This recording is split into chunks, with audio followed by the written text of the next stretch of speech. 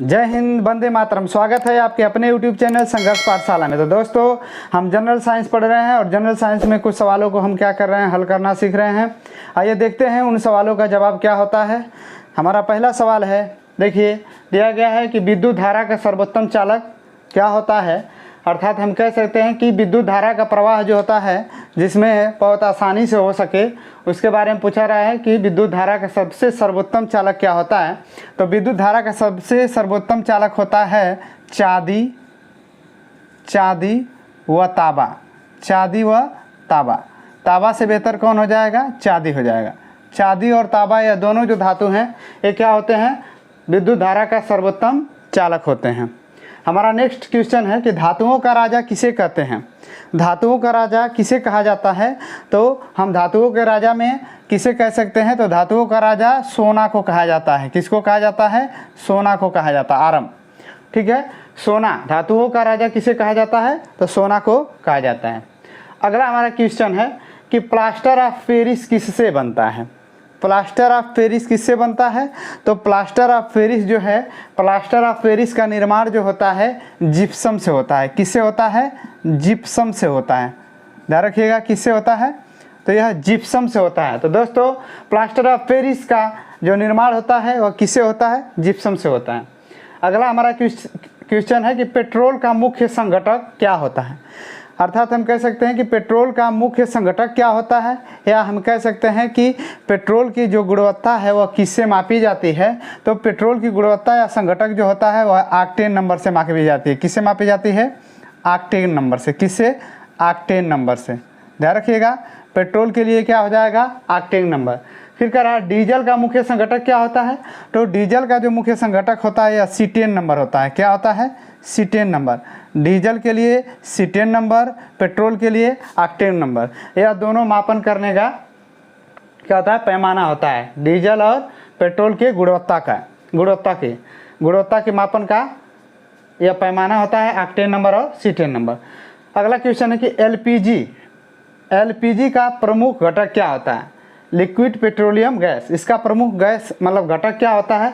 तो इसका प्रमुख घटक जो होता है यह ब्यूटेन होता है। क्या होता है? ब्यूटेन। क्या होता है? ब्यूटेन होता है। क्या होता है? ब्यूटेन होता है।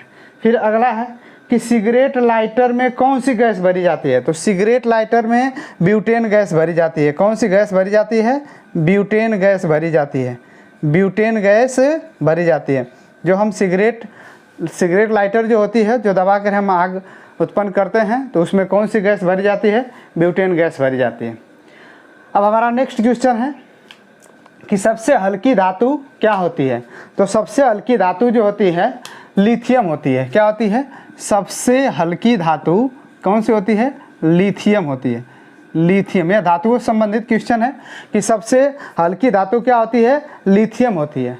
फिर करा सबसे भारी धातु क्या होती है। तो सबसे भारी धातु ओस्मियम होती है। क्या नाम है? ओस्मियम।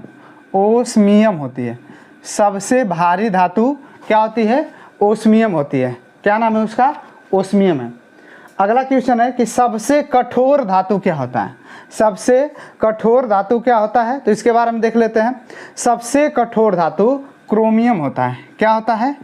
क्रोमियम। ध्यान रखिएगा, क्रोमियम होता है। सबसे कठोर धातु से संबंधित बात हो रही। सबसे कठोर धातु क्या होता है? तो क्रोमियम होता है। ठीक है। फिर धातु से ही संबंधित एक और क्वेश्चन है कि सबसे मजबूत धातु कौन सा होता है। सबसे मजबूत धातु कौन सा होता है? तो सबसे मजबूत धातु होता है टंगस्टन। टंगस्टन। क्या नाम है इसका? टंगस्टन होता है। देखिए, टंगस्टन का प्रयोग कहाँ होता है? तो यह फिलामेंट, अर्थात बल्ब का जो होता है, बल्ब में जो फिलामेंट लगाया जाता है इसी का प्रयोग होता है, टंगस्टन का। उसका टेम्परेचर कितना होता है? तो 3500 डिग्री सेंटीग्रेड, 3500 डिग्री सेंटीग्रेड के आसपास होता है। ठीक है ना। तो सबसे मजबूत धातु क्या हो जाएगा? टंगस्टन हो जाएगा। क्या हो जाएगा? टंगस्टन हो जाएगा। अब देखिए अगला क्वेश्चन है कि झूठा सोना या बेवकूफ़ों का सोना किसे कहते हैं। झूठा सोना या बेवकूफ़ों का सोना किसे कहते हैं? तो ये आयरन पायराइट्स होता है। क्या होता है? आयरन, लोहे का एक भाग होता है आयरन पायराइट्स। आयरन पायराइट्स होता है। क्या होता है? आयरन पायराइट्स होता है। ठीक है ना। आयरन पायराइट्स होता है। Fe2, ठीक ना। अब देखिए सफ़ेद सोना के नाम से जाने जाना, सफ़ेद सोना के नाम से जाने जाने वाला तत्व कौन सा है, तो यह प्लेटिनम होता है। क्या होता है? प्लेटिनम। क्या बोलेंगे इसे? प्लेटिनम।